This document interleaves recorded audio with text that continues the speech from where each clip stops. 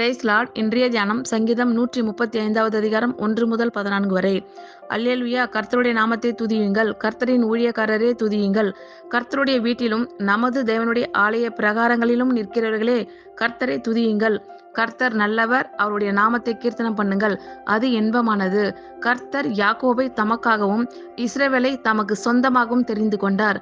கர்த்தர் பெரியவர் என்றும் நம்முடைய ஆண்டவர் எல்லா தேவர்களுக்கும் மேலானவர் என்றும் நான் அறிவேன்.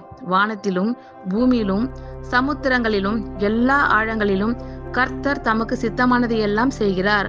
அவர் பூமியின் கடையாந்தரங்களில் இருந்து மேகங்களை எழும்ப பண்ணி மழையுடன் மின்னலையும் உண்டாக்கி காற்றை தமது பண்டக சாலையிலிருந்து புறப்பட பண்ணுகிறார். அவர் எகிப்திலே மனுஷருடைய தலை பிள்ளைகளையும் மிருகத்தின் தலையீற்றுகளையும் அடித்தார். எகிப்து தேசமே, உன் நடுவில் பார்வோன் மேலும் அவனுடைய எல்லா ஊழியக்காரர் மேலும் அடையாளங்களையும் அற்புதங்களையும் அனுப்பினார்.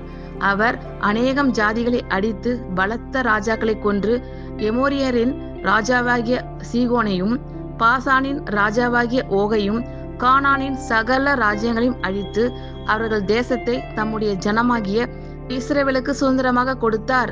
கர்த்தாவே, உம்முடைய நாமம் என்றைக்கும் உள்ளது. கர்த்தாவே, உம்முடைய பிரஸ்தாபம் தலைமுறை தலைமுறைக்கும் இருக்கும். கர்த்தர் தம்முடைய ஜனத்தின் நியாயத்தை விசாரித்து தம்முடைய ஊழியக்காரர் மேல் பரிதாபப்படுவார். ஆமேன். கர்த்தர் உங்கள் அனைவரையும் ஆசீர்வதிப்பாராக. God bless you all.